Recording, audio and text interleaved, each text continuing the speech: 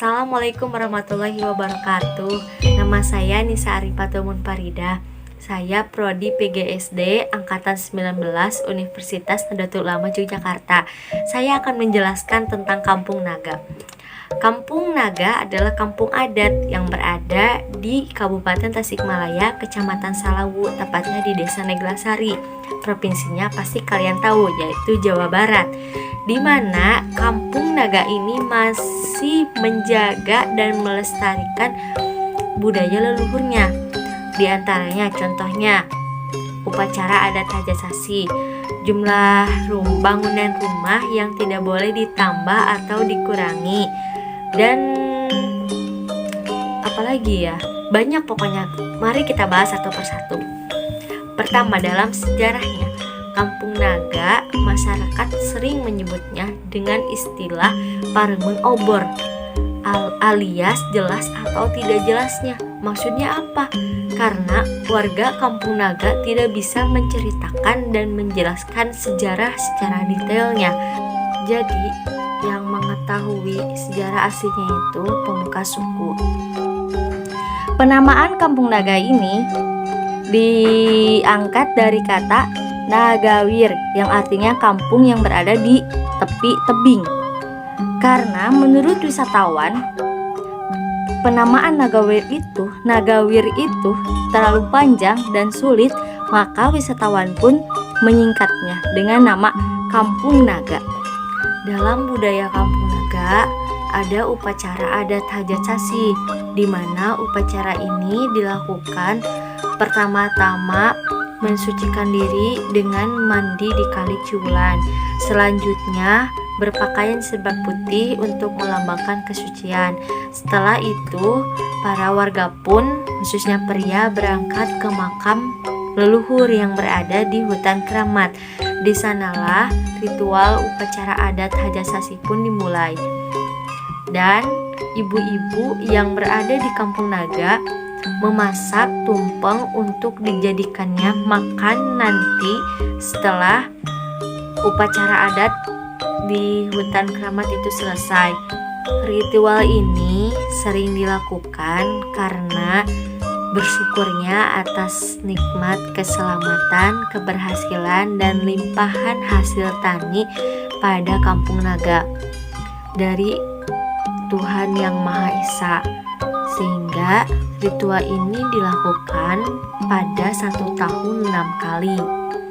Meskipun warga Kampung Naga memeluk agama Islam, tetapi mereka masih menjaga dan melestarikan peninggalan para nenek moyangnya, sehingga ini yang menjadikan Kampung Naga berbeda dengan kampung lainnya.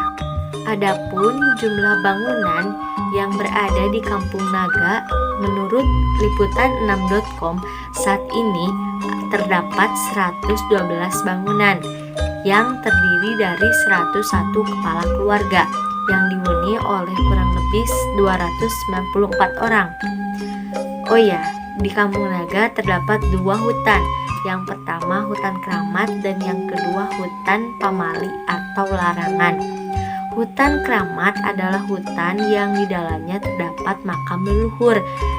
Adapun hutan larang atau pamali adalah hutan yang tidak boleh dikunjungi oleh siapapun, termasuk warga Kampung Naga, karena mereka sangat menjaga dan melestarikan amanat wasiat dari para leluhurnya. Jika ada seseorang yang melanggar aturan tersebut, maka akibatnya akan ditanggung sendiri. Norma dan aturan dalam membangun rumah, warga Kampung Naga mempunyai tradisi yang cukup unik, di mana posisi rumah harus menghadap sesuai hari kelahiran suami pada keluarganya. Jika suami lahir pada hari Senin atau Selasa, maka rumahnya harus menghadap ke utara. Sedangkan jika suaminya lahir di hari-hari selain itu, maka rumahnya harus menghadap ke selatan. Oh ya, di dalam Kampung Naga itu mempunyai aturan satu rumah satu keluarga.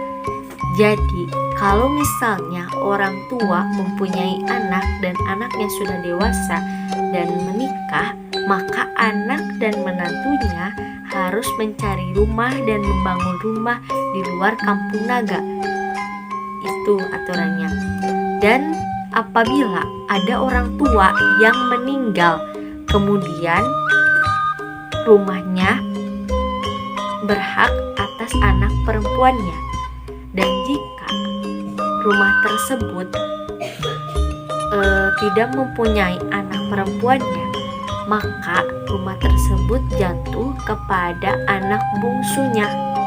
Itu seperti itu. Jadi agak berbeda dari aturan. Oh ya, di Kampung Naga ada istilah larangan 3 hari. 3 hari tersebut adalah hari Selasa, hari Rabu, dan hari Sabtu. Hari ketiga itu tidak boleh adanya aktivitas upacara adat. Meskipun hari Idul Fitri atau Idul Adha dilakukan pada hari tersebut, maka upacara adat dilakukan pada hari-hari yang lainnya, meskipun harus ditunda beberapa hari gitu. Sistem hukum kampung adat adalah hukum adat, di mana segala ketentuan ditentukan dengan aturan tersirat tidak tertulis, dan itu aturan tersebut selama ini tidak ada yang berani melanggarnya, karena prinsip Kampung Naga adalah bahasa wasiat, amanat, dan akibat. Jika ada seseorang yang melanggar aturan tersebut, maka akibatnya akan ditanggung sendiri, seperti itu. Sedangkan untuk hukum Pancasila dan kenegaraan diatur terbatas oleh hukum adat dan pemerintahan setempat, seperti itu.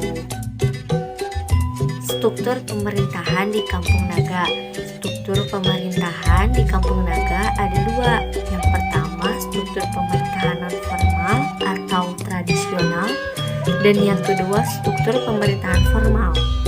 Struktur pemerintahan non formal atau tradisional dipimpin oleh seorang kuncen dan bagian yang lainnya.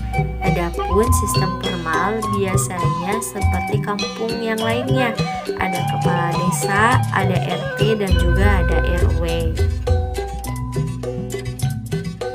Adapun tugas kuncen adalah sebagai pemimpin pada upacara adat, dan kuncen tersebut dibantu oleh lambe adat. Lambe adat adalah orang yang mengatur segala persiapan upacara adat dan juga mengatur kehidupan sehari-hari warga masyarakat Kampung Naga.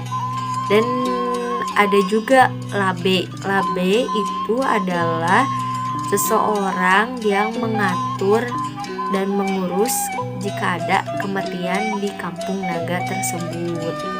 Pengaruh globalisasi di Kampung Naga. Ada sebagian orang yang menyatakan bahwa pengaruh globalisasi di Kampung Naga tidak ada. Tapi ada orang yang menyebutkan bahwa ada pengaruhnya terhadap Kampung Naga. Lalu seperti apa pengaruh globalisasi terhadap Kampung Naga? Oke, kita bahas satu persatu. Pertama, dalam bidang kesehatan. Saat ini warga Kampung Naga ketika mereka sakit, mereka mulai pergi ke puskesmas atau dokter terdekat. Dan juga bisa dilihat dari segi mata pencaharian. Dulu masyarakat Kampung Naga mayoritas seorang petani. Tetapi seiring berjalannya waktu dan dijadikannya Kampung Naga sebagai kampung wisata, mereka sudah ada yang menjadi pedagang, bahkan ada yang menjadi guru. Oke, yang selanjutnya kita lihat di bidang teknologi. Ada artikel yang menyebutkan bahwa di Kampung Naga ternyata ada antena televisi, dan ternyata antena televisi itu adalah antena yang dimiliki oleh pemuka suku tersebut untuk mengembangkan kampung naga tersebut, sehingga televisi itu tidak digunakan oleh semua orang warga kampung naga, melainkan untuk kepentingan terhadap kemajuan dan wisata kampung naga tersebut. Kita lanjut lagi di bidang teknologi, ternyata ada penerangan. Dulu warga kampung naga tidak menerima adanya listrik, tetapi sekarang mereka menggunakan akumulator untuk penerangan, sehingga di sini ada pengaruhnya dong terhadap warga kampung naga. Dan kita lihat lagi terhadap hasil kerajinan mereka. Hasil kerajinan mereka tidak hanya dijual kepada wisatawan yang datang ke kampung naga, tetapi melainkan dijual ke mancanegara, sehingga itu menjelaskan bahwa pengaruh globalisasi di kampung naga itu sudah ada. Dari semua bidang-bidang yang saya telah sebutkan tadi menyatakan bahwa kampung naga mengalami pengaruh globalisasi, meskipun warga kampung naga masih memfilter sesuatu yang masuk ke dalam kampung naga tersebut, sehingga ini menunjukkan bahwa kampung naga sangat mendukung dan mengapresiasi globalisasi yang terjadi. Itu menjadi suatu kabar baik, bisa jadi, dan bisa juga menjadi kabar buruk, tergantung bagaimana mereka akan menyikapinya dengan bijak. Kini kita sebagai warga Indonesia yang memiliki banyak sekali budaya, kita hanya bisa mampu menjaga dan melestarikan budaya-budaya yang masih ada sekarang ini. Untuk generasi penerus bangsa, mari kita jaga dan lestarikan lagi budaya Indonesia. Cukup dari saya, mohon maaf atas penjelasannya. Sekian dan terima kasih. Wassalamualaikum warahmatullahi wabarakatuh.